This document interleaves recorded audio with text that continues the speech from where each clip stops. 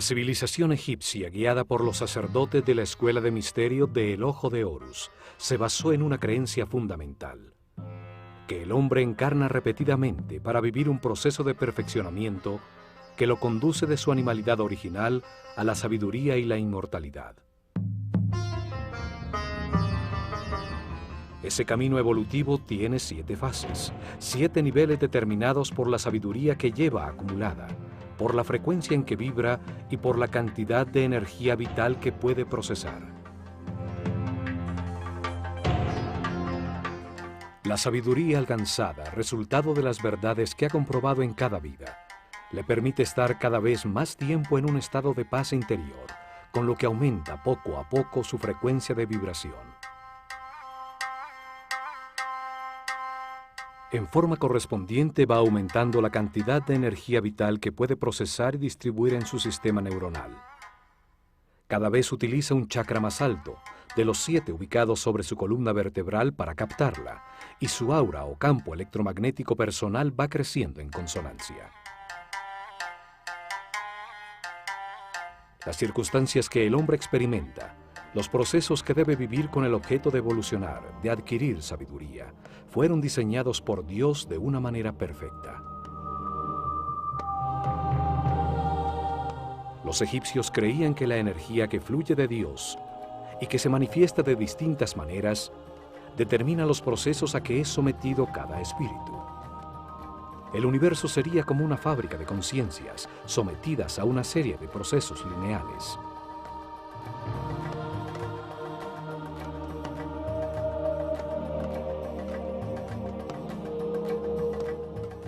El hombre se encarna sobre la Tierra, que gira alrededor de una fuente radiante, el Sol. De allí recibe su primera energía.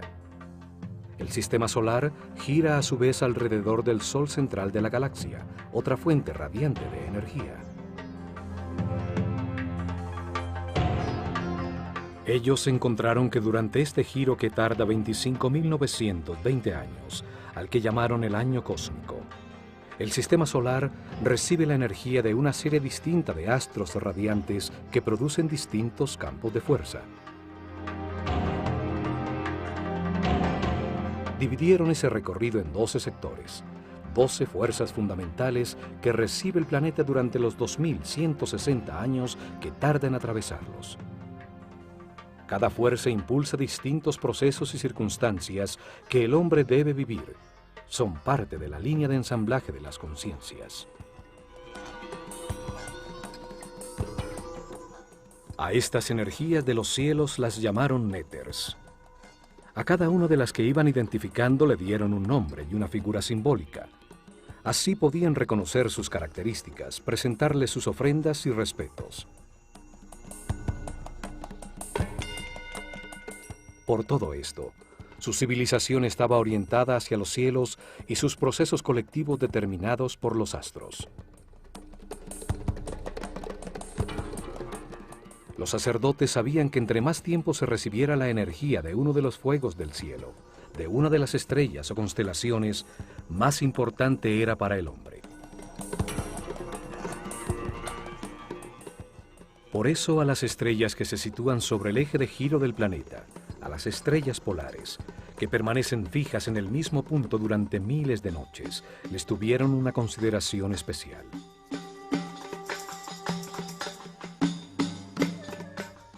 Además, en una época en que la noche era como la muerte, el pueblo, al encontrar que estas estrellas aparecían siempre en el mismo sitio, sin moverse por la bóveda celeste, las convirtió en el poder que reina en la oscuridad, fuerzas nefastas que traían la muerte y las desgracias.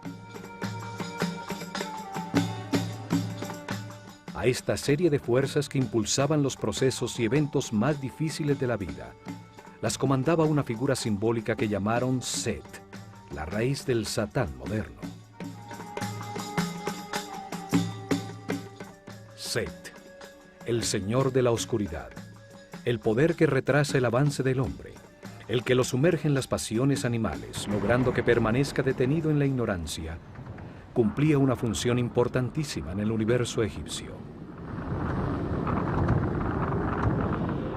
Impulsaba al hombre a cometer errores, inducía conductas agresivas, irrespetuosas, que solo producían dolor, sufrimiento, angustia y miedo. Los resultados de estas conductas equivocadas agobiaban al hombre, saturándolo de sufrimiento, impulsándolo a buscar el camino de la paz y la felicidad. Comprendía que con sus actuaciones agresivas hacia los demás, solo se estaba haciendo daño a sí mismo. Entonces cambiaba, y la fuerza de la luz iluminaba su conciencia.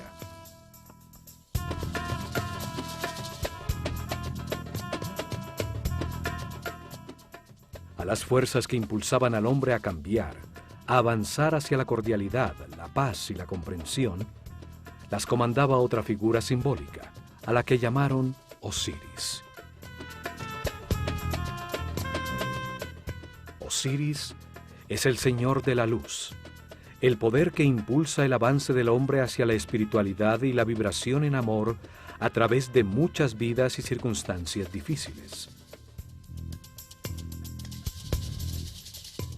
En el universo de contrastes, de polos opuestos, se enfrentan Set y Osiris, las fuerzas de la oscuridad y la luz, para modelar la conciencia del hombre y llevarlo a comprender la importancia de la neutralidad. La neutralidad no genera una fuerza opuesta que hace perder energía. La neutralidad es la base de la superconductividad, un principio físico que hasta ahora estamos descubriendo.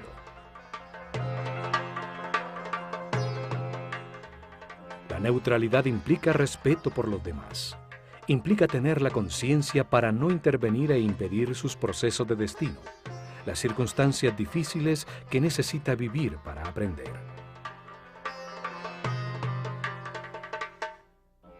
La neutralidad implica comprensión sobre cómo funciona el universo, aceptación de que todo lo que sucede es perfecto y tiene un propósito de amor, porque es diseñado por Dios, que es amor.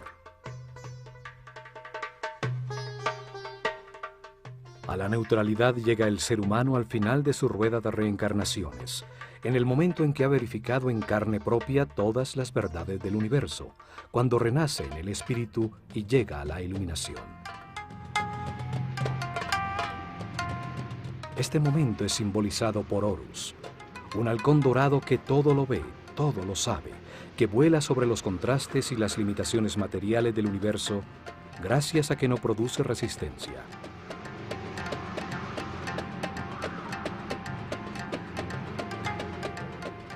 Horus es el símbolo de la conciencia permanente, inmortal, de un ser respetuoso en equilibrio, capaz de acceder a todos sus poderes y a la paz eterna.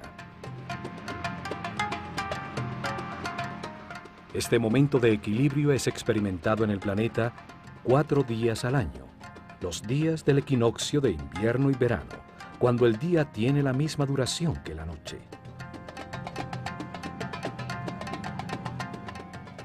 En Edfu, construyeron un templo para festejar el nacimiento de Horus, honrar y estudiar el momento final del camino evolutivo, con su eje y sus pórticos orientados hacia el punto en el horizonte por donde salía el sol, en el equinoccio de verano.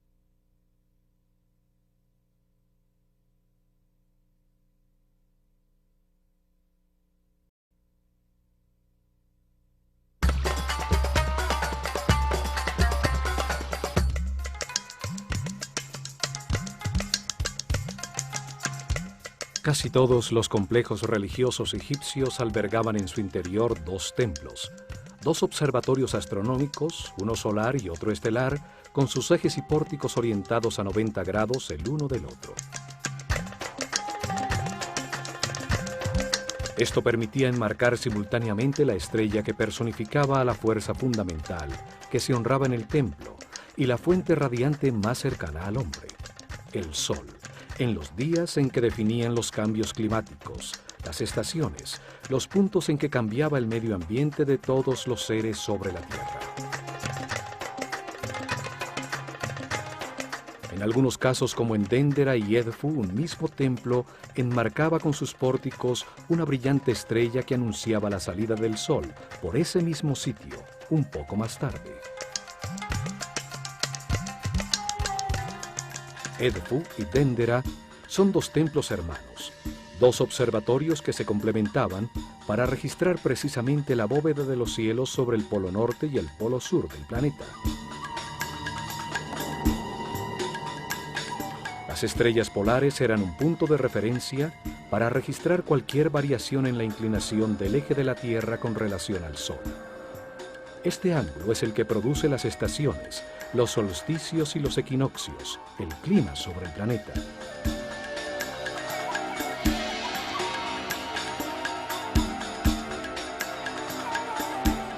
El estudio y registro de estas estrellas fijas, su relación con el Sol y las otras estrellas, era muy importante, pues cualquier variación en su movimiento habitual preconizaba grandes cambios en la vida del hombre. Eran las estrellas nefastas, las de los grandes cambios. Los ubicaron a una precisa distancia para producir una diferencia de 1 grado exacto sobre la latitud norte del planeta. Dendera está sobre los 26 grados y Edfu sobre los 25 grados de latitud al norte del ecuador de la Tierra.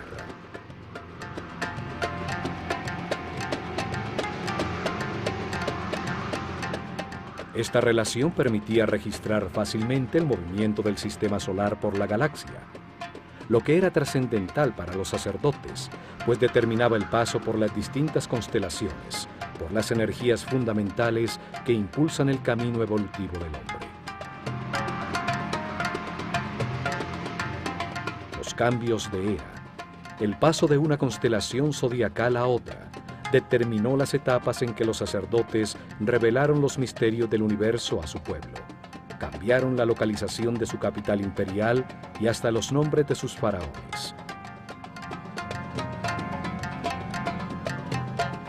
Todos los templos que construyeron enmarcaban en sus pórticos un sector del cielo, por donde se movía uno de los mazarots, los fuegos del firmamento, permitiéndoles registrar fácilmente sus movimientos.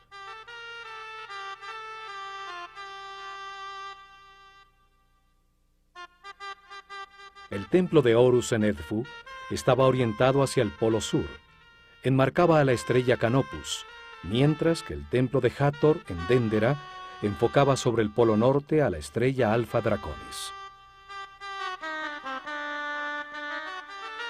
El templo de Horus en Edfu festejaba su nacimiento en el equinoccio de verano, 3 meses más tarde. El templo de Hathor en Dendera festejaba la renovación de la vida, la fertilidad que producía la inundación del Nilo el día del solsticio de verano.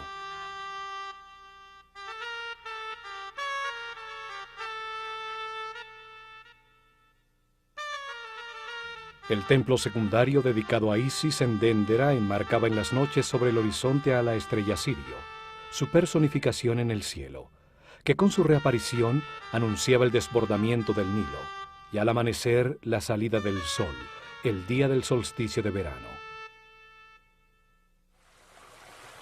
Ese día, la inundación traía consigo el fin del año solar egipcio, celebrándose en Dendera las fiestas del Año Nuevo en honor a Hathor, la fuerza que renueva la vida, y a Isis, la que traía el agua, el sustento de Egipto.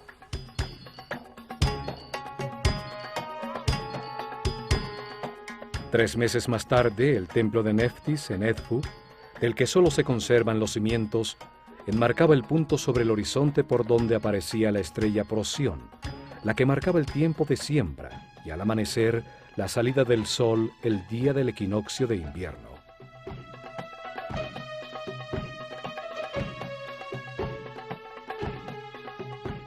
Los astros determinaban cuándo subía el río, cuándo sembrar y cuándo cosechar. Determinaban el calendario de Egipto.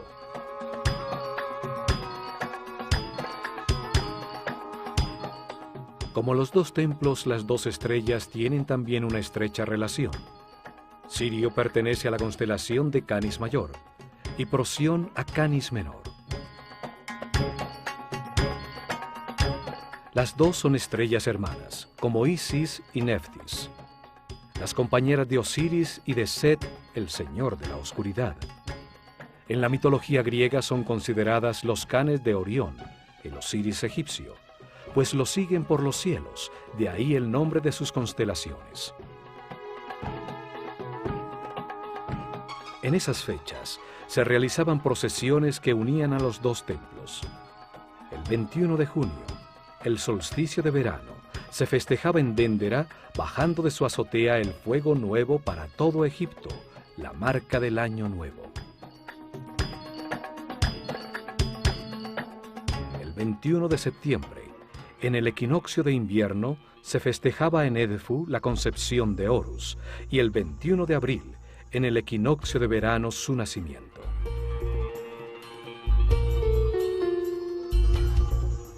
Hasta allí acudía la barca de oro con la figura de Hathor, que por el Nilo venía desde Déndera. Esta ceremonia era llamada el Festival del Bello Encuentro, cuando Hathor, la fuerza de la vida, festejaba en Edfu la culminación del proceso que ella había puesto en marcha.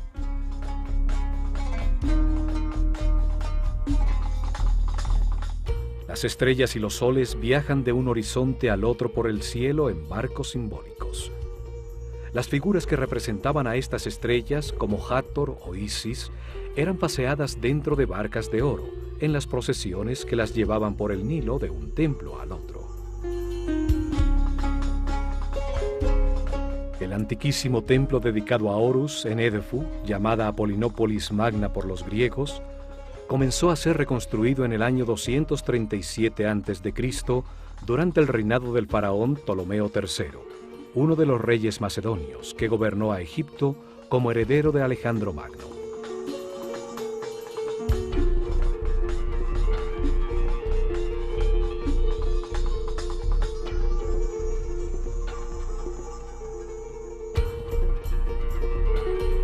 La obra duró 180 años, terminándose en el año 57 a.C., durante el reinado de Ptolomeo XII, el padre de Cleopatra, la última faraona antes de que Egipto se convirtiera en una provincia romana. Las escenas en sus muros muestran a estos reyes extranjeros rindiendo culto a los dioses egipcios, una manera para recibir igual que estos el culto del pueblo y legitimizar así su poder.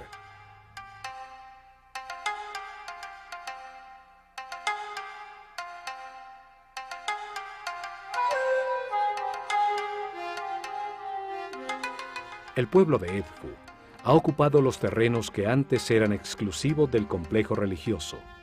Sus muros exteriores de protección desaparecieron hace mucho tiempo. La mayoría de sus construcciones fueron destruidas. Aún permanece intacto el templo principal dedicado a Horus, el Halcón Dorado, reconstruido por los Ptolomeos, paralelo al Nilo, en el mismo sitio donde un templo más antiguo había existido.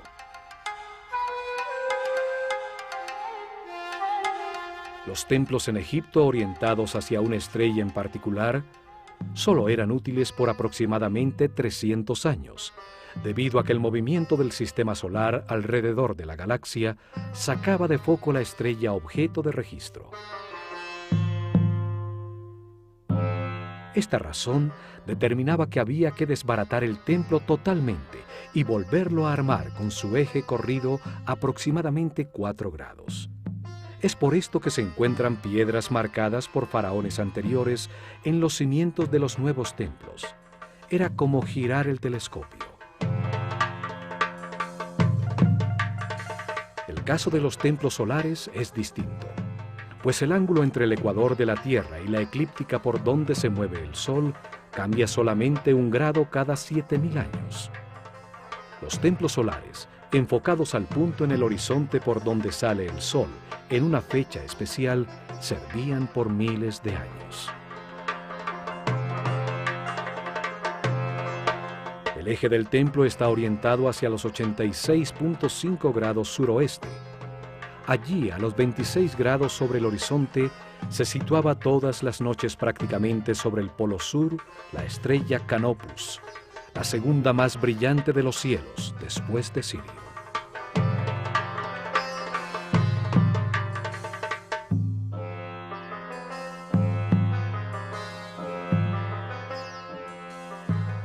Canopus, Alpha Cariani, situada a 74 años luz de la Tierra, es la estrella más brillante de la constelación de Carina, antes conocida como Argo Navis, la quilla de la nave de Argus, en la que Jasón y los argonautas se embarcaron para encontrar el vellocino de oro. El pílono o fachada del templo enmarca con sus dos grandes torres a la estrella del Polo Sur. Cada torre es un espejo exacto de la otra, aún en las inscripciones y bajorrelieves de sus muros. Simbolizan la existencia de la simetría en un universo asimétrico que permite el movimiento.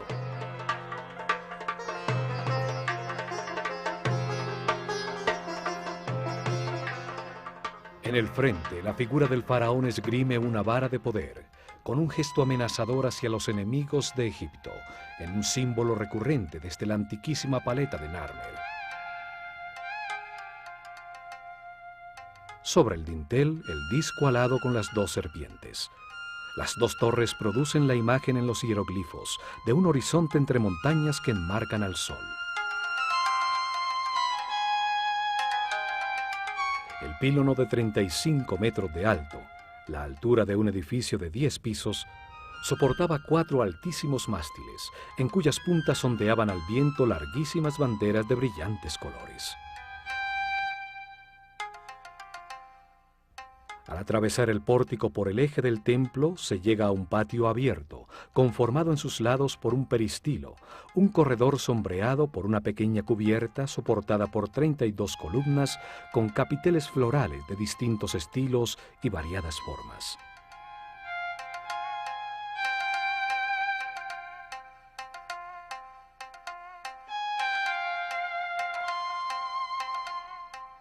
En la fachada interior del pílono, la que da hacia el patio interior, las figuras talladas están también dispuestas simétricamente como en un espejo, solo cambian los tocados simbólicos sobre sus cabezas.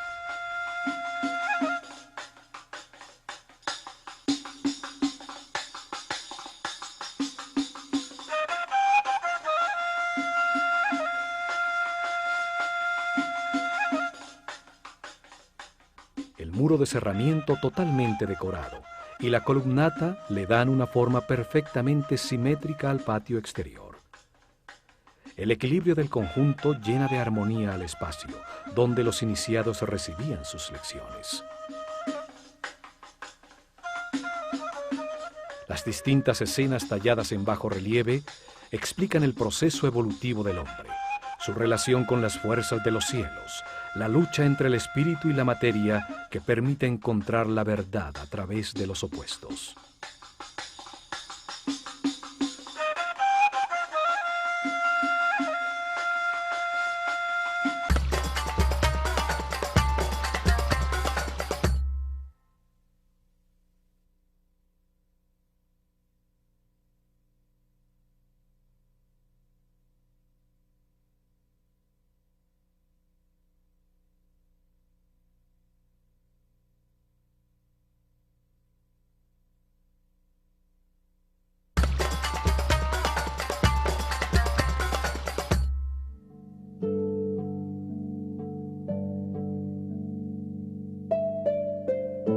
En los tiempos de la Escuela de Misterios existía en este patio un bello jardín, donde los iniciados realizaban ejercicios para verificar en carne propia las informaciones suministradas por sus maestros.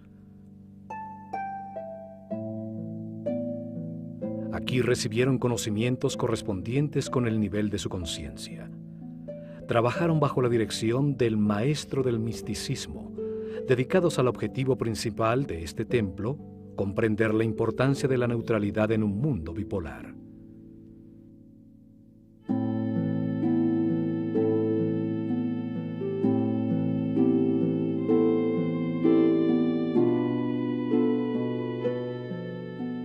Probaron que podían llevar su conciencia individual hacia la conciencia universal. Entendieron la necesidad de un universo de contrastes que produjera vivencias, situaciones y procesos ante los cuales se puede decidir libremente. Cada vida permite experimentar un sitio distinto, una familia distinta, diferentes condiciones de salud y riqueza. Se enfrenta a distintas situaciones en las que puede cometer distintos errores. Set es derrotado en la conciencia del hombre gracias a los errores que éste cometió a lo largo de muchas reencarnaciones. La comparación de los resultados obtenidos con sus actuaciones son los que producen comprensión, luz en la mente. Experimentaron el principio vital de otros seres. Entendieron que realmente solo existe una gran conciencia en el universo. Lo verificaron frente a una de las palmas del jardín del peristilo, cuando se concentraron en ella hasta sentir en sus hojas el viento. Descubrieron que entregándose totalmente, se realiza una fusión con el aparente exterior. El tiempo deja de existir y su conciencia y la de la planta se funden en una sola, ocupan el mismo espacio. El maestro les enseñó que toda concentración comienza como un ejercicio intelectual, dirigiendo la atención hacia la planta, trayendo a la mente todo lo que se sabe de esta. La razón aclara la mente, ordena, evalúa, compara, analiza, hasta definir las características que convierten un ser en planta. Encontraron que una vez que se sabe todo sobre el objeto de la concentración, el trabajo intelectual cesa. En ese momento pasaban a la segunda fase de la concentración. Usaron la intuición y todos los sentidos como una forma de percepción para sentir todo lo que la palma es.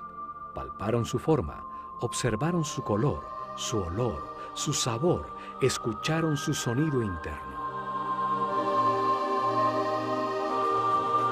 En una última fase, realizaron ejercicio de concentración espiritual. Ya no pensaban en la palma, ya no sentían cómo era, sino que en la conciencia el hombre se convierte en palma y logra experimentar un estado distinto de ser al suyo habitual.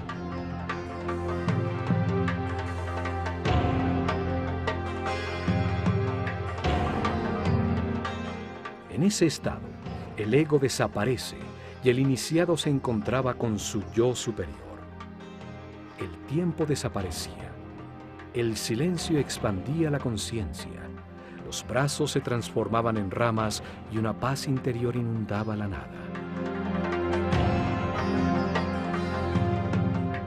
En este patio pudieron así aumentar su energía vital, su frecuencia de vibración, reunidos con otros compañeros que tenían un nivel de conciencia similar. Se encontraban en un lugar parecido en el camino de las reencarnaciones. La fachada interior del patio hacia el templo es muy parecida a la principal del templo de Dendera. La planta y el diseño general son muy parecidos. Ambos templos fueron reconstruidos siguiendo los planos realizados por Imhotep, el arquitecto que construyó la pirámide escalonada de Saqqara. El muro entre las columnas filtra la luz, permitiendo que solo un poco entre al templo por su parte superior abierta, facilitando la penumbra interior para observar las estrellas. Dos grandes estatuas de Horus, como halcón con la doble corona de Egipto, enmarcaban la entrada al salón hipostile, al llamado Salón de la Vida. Hoy solo queda una de las estatuas de granito negro. Al entrar al gran salón que los egipcios llamaban la Casa de la Vida, se siente un cambio de temperatura inmediato. Una paz se respira en el ambiente. 12 impresionantes columnas soportan un alto cielo raso que nunca alcanzó a ser decorado.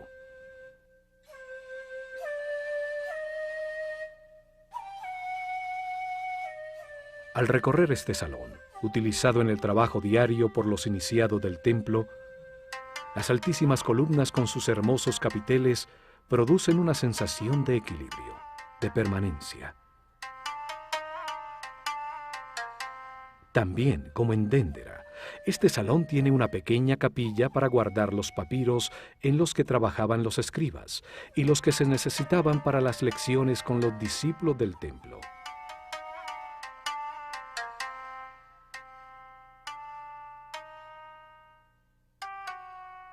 Los egipcios llamaron Kabit, o el tiempo de la sombra oscura, al primer nivel del camino evolutivo, cuando el hombre es prácticamente un animal, un desalmado sin sentimientos, sujeto de pasiones descontroladas y de las reacciones automáticas de sus instintos.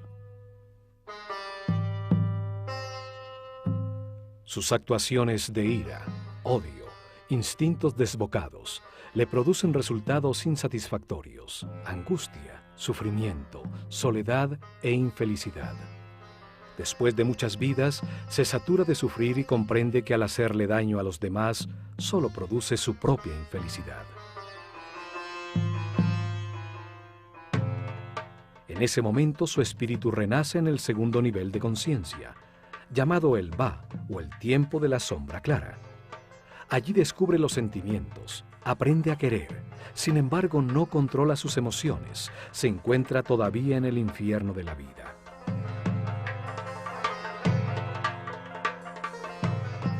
Al ascender al tercer nivel, llamado el tiempo del corazón que respira, el péndulo lo lleva al extremo opuesto.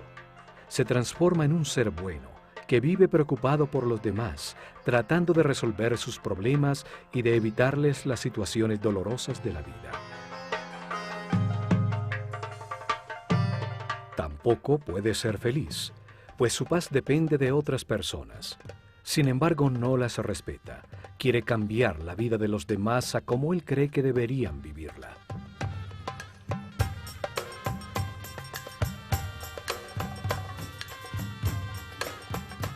Esta actitud lo lleva a enfrentar su sistema de creencias con el de los demás, pues no respeta las decisiones que éstos toman y cuando le suceden situaciones difíciles para que aprenda, las considera injustas, pues se ve a sí mismo como un ser bueno que solo vive por los demás.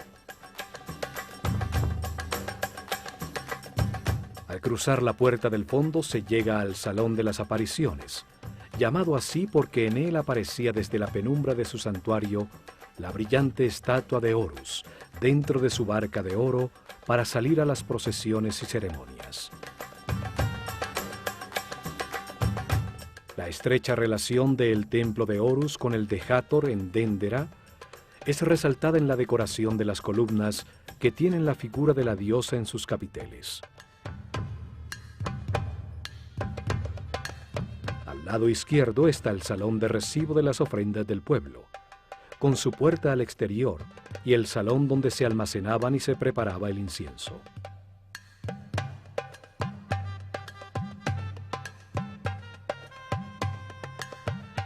Al lado derecho está el salón de las purificaciones, utilizado por los sacerdotes en sus rituales diarios de limpieza, con su puerta para salir al lago y al pozo del templo. Los sacerdotes escogían a sus discípulos entre los seres que manifestaban mayor respeto por los demás, mayor sensibilidad, los que demostraban tener mínimo un tercer nivel de conciencia. Les suministraban información y la manera de verificarla personalmente. Los guiaban para que aprendieran a elevar su nivel de vibración. El trabajo comenzaba por el control de los instintos, el miedo a la muerte, el instinto de defensa y agresión.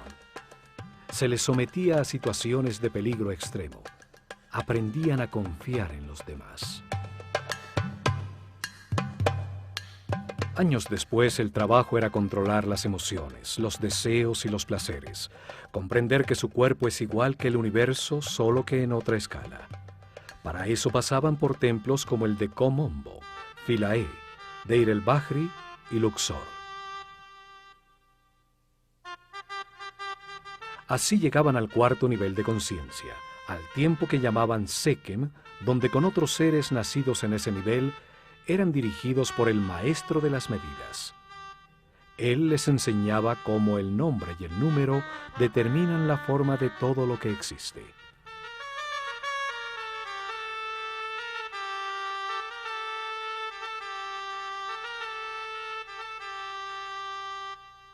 En templos como el de Dendera se transformaban en Kabirim, los que registran los cielos, aprendiendo cómo los ciclos de los astros afectan al hombre, las fuerzas fundamentales, las frecuencias vibracionales, de Fi, de la proporción áurea y de la flor de la vida.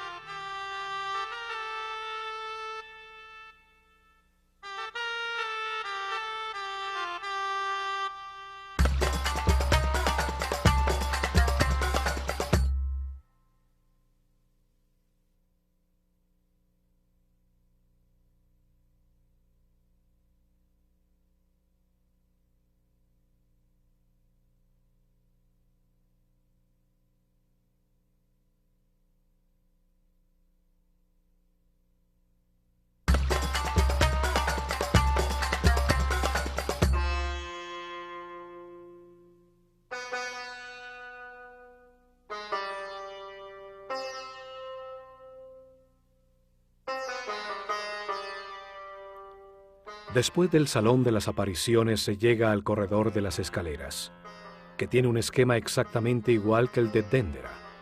Una escalera caracol a la derecha y una larguísima escalera recta dentro del muro de cerramiento que conduce a la azotea.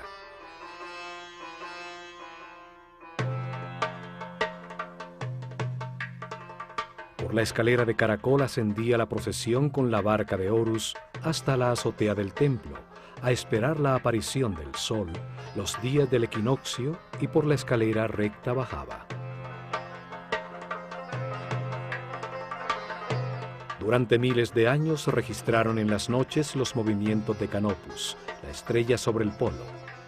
Vibraron con la energía especial de los equinoccios cuando asistieron a las ceremonias que en la terraza del templo festejaban la llegada de todo ser humano a la neutralidad. De este salón en adelante ya no podían entrar los discípulos. Solo los sacerdotes de Horus atravesaban el corredor exterior para llegar hasta la antecámara y al salón de la barca de oro, donde guardaban el santuario portátil utilizado en las procesiones. Una reproducción moderna se encuentra en esta otra capilla, pero nos da una idea muy cercana del tamaño y de la forma originalmente utilizada.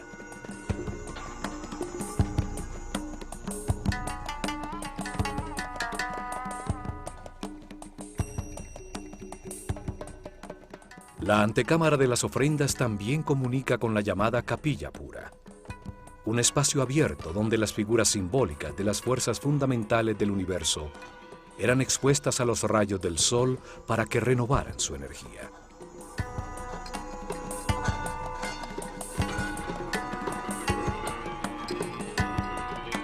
Los muros del templo están llenos de bajorrelieves utilizados para explicar los misterios del universo, la razón de la reencarnación, la manera de llegar al final del camino y convertirse en superhombre.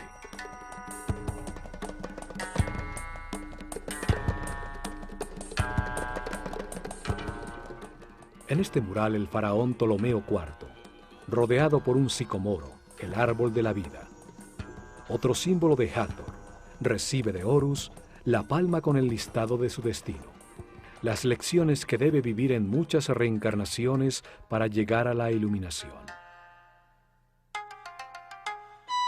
Al otro lado, la figura de Nekhbet le entrega el destino inmediato, el que debe vivir en esta vida como faraón.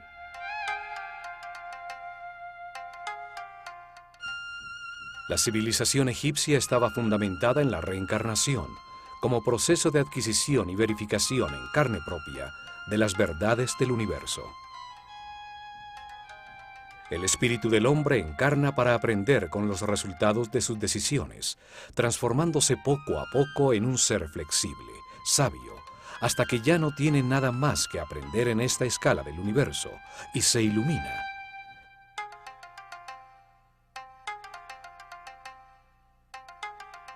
Desde la claridad exterior a la penumbra del Sancta Sanctorum, el nivel de los pisos va ascendiendo para permitir que desde allí el sacerdote pudiera observar el cielo enmarcado en los pórticos sobre las cabezas de los discípulos participantes en las ceremonias.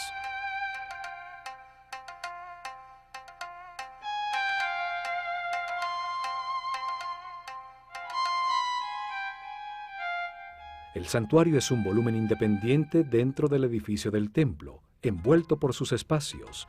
En lo alto, los rayos del sol entran por unas claraboyas en el techo, iluminando los otrora coloreados muros.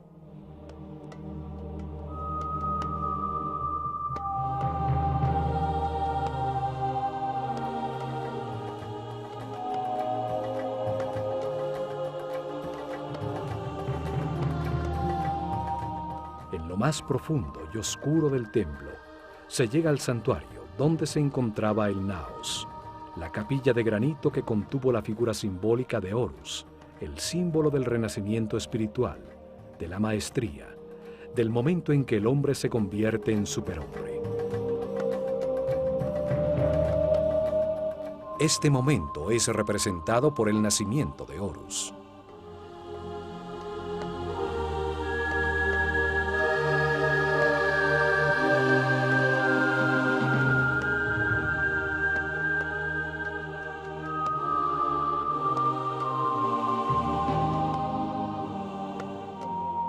Aquí, rodeando el santuario, se encuentran escenas talladas que hacen referencia al momento de la iluminación.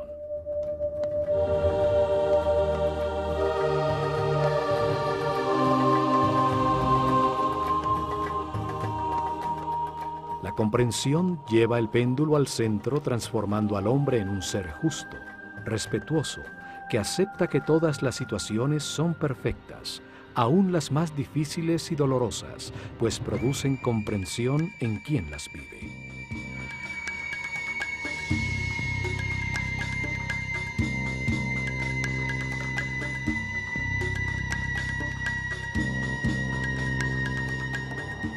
El malo se convierte en bueno, el bueno en justo, y por último el justo en sabio. En ese momento llega la iluminación representada por Horus, cuando se renace desde el espíritu, al terminar la rueda de reencarnaciones en esta escala del universo, para continuar el camino de perfeccionamiento en una jerarquía más alta. El hombre que nace en la carne, renace en el espíritu. Así termina su transformación desde su animalidad original a la espiritualidad eterna. Desde su conciencia temporal a la conciencia permanente, de la mortalidad a la inmortalidad. El amor permanente en pensamiento, palabra y obra, producto de estas comprensiones, hace que el ego desaparezca para siempre, y con él la rueda de reencarnaciones.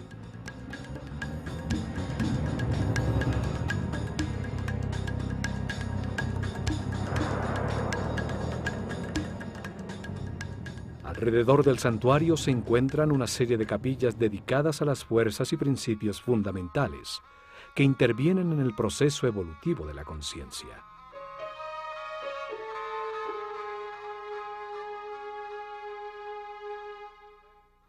Osiris tiene una capilla que es fácilmente reconocible para el pueblo que no podía entrar al templo, a través de los bajorrelieves que adornan el muro exterior, permitiéndoles acercarse y colocar sus ofrendas desde un lugar cercano e inmediato.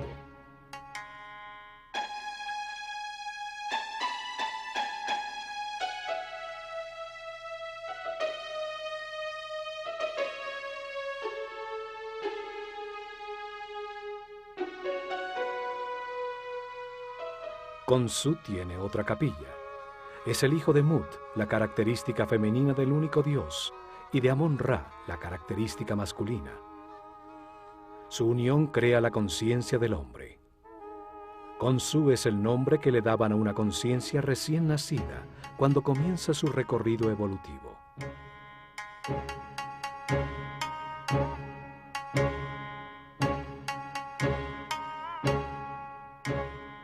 Amon-Ra, el dios creador de la conciencia, tiene una capilla con información sobre el proceso evolutivo, y las 9 fuerzas fundamentales tienen otra.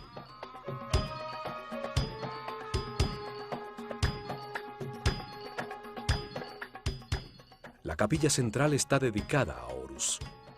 En sus muros está el conocimiento adquirido sobre el significado de la iluminación como momento final de esta escala de la realidad.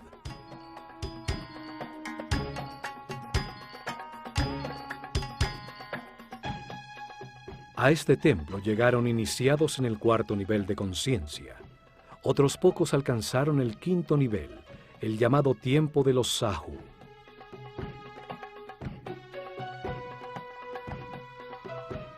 Aquí recibieron información sobre la meta del camino de reencarnaciones. Comprendieron el significado de la neutralidad.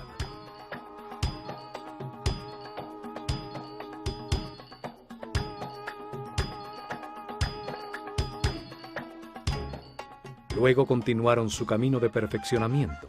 Se embarcaron en el río para llegar a Karnak, al templo de la conciencia del hombre, donde buscarían la sabiduría a través del arte, del conocimiento de su inconsciente al revivir su cadena de reencarnaciones.